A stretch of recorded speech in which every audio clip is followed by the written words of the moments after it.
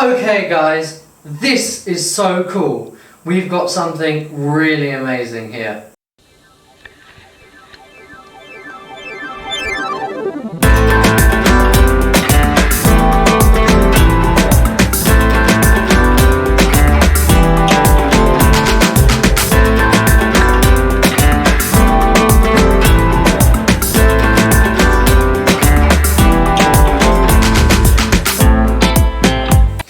This, if you do not know, is a RC Autogyro.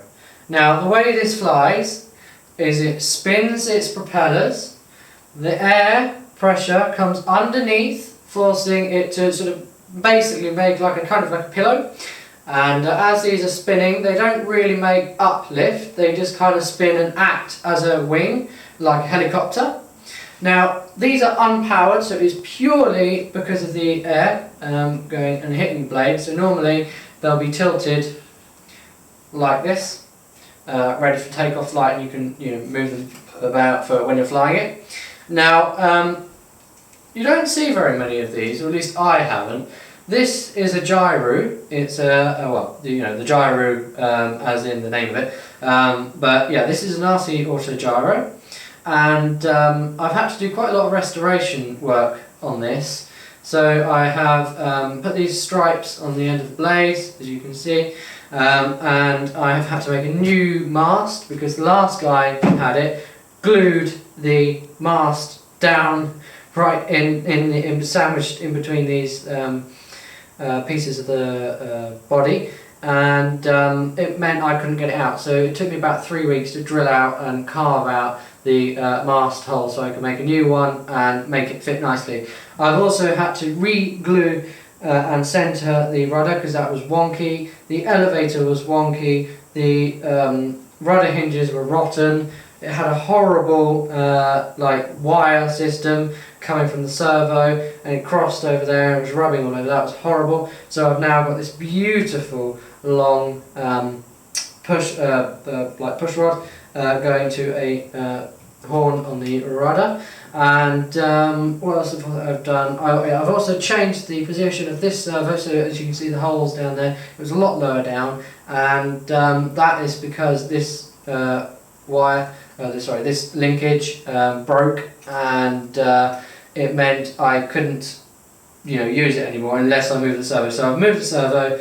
Hopefully, fingers crossed, it'll fly good. So in this video we are going to be setting this up and talking to you about how to set it up, how to fly it, and in hopefully a couple of weeks we will get it up in the air. Okay guys, so to set one of these up, will it focus? Will it focus? Okay, so to set one of these up, I am using this transmitter. This is an Eachine IX. Is an Eachine IX transmitter. It's actually quite a good transmitter to use for this, and it's nice and simple. So I've got the receiver plugged in here. Now I've got all the wires that I need in the right place. You'll have to do a little bit of fiddling. So rudder will go into channel 4. And that is the rudder channel, and then obviously you'll need to do some mixing or ailerons or the other one to do the head properly, and then channel 3 for the motor. So I've got it on a little LiPo here. Now I've got throttle lock on, so this definitely will not be going anywhere. And yeah, let's just have a look at the transmitter setup. Okay, so as you can see, on mine, I've had to reverse channel 2, which is here. There is channel 2. So on this, if you go and press OK, there it is, channel 2. And then press cancel to hold it. Now I've got my endpoints like this, so channel 1 and channel 2, they're all 100. Channel 3 is 120. I don't know why that is. But anyway, yeah, so I'll reduce that down to 100. there we go. And then the rest of them are just like this. So this is what you'll want to have if you've got one. Okay, so this is what you want to have if you've got one of these transmitters and you're setting up a model like this. This is what I use, as you can see, like that. Okay, so now press and hold cancel to save it. And then we want to go down to sub trim, make sure all the trims are center, press cancel. Then we want to go down to Elevon, and it is Elevon, and it is on, so that is channel 2 and channel 1 equals channel 1, and then channel 2 equals channel 2 and channel 1. Okay, so now let's look at the controls. Okay, so when I push left on my left stick on my controller, as you can see, will it focus in? Rudder goes left. If I push right, rudder goes right. So that is right. Now, onto the more complex part is the head. Push back on my right stick, it tilts back. Push forwards on my right stick and it goes forwards. Push left on my right stick, it goes left. Push right on my right stick, it goes right. And there we go, the blade's spinning. So, obviously, quick power check. A little bit of throttle. Yep, going in the right. Okay guys, so that is hopefully a useful couple of tips for you.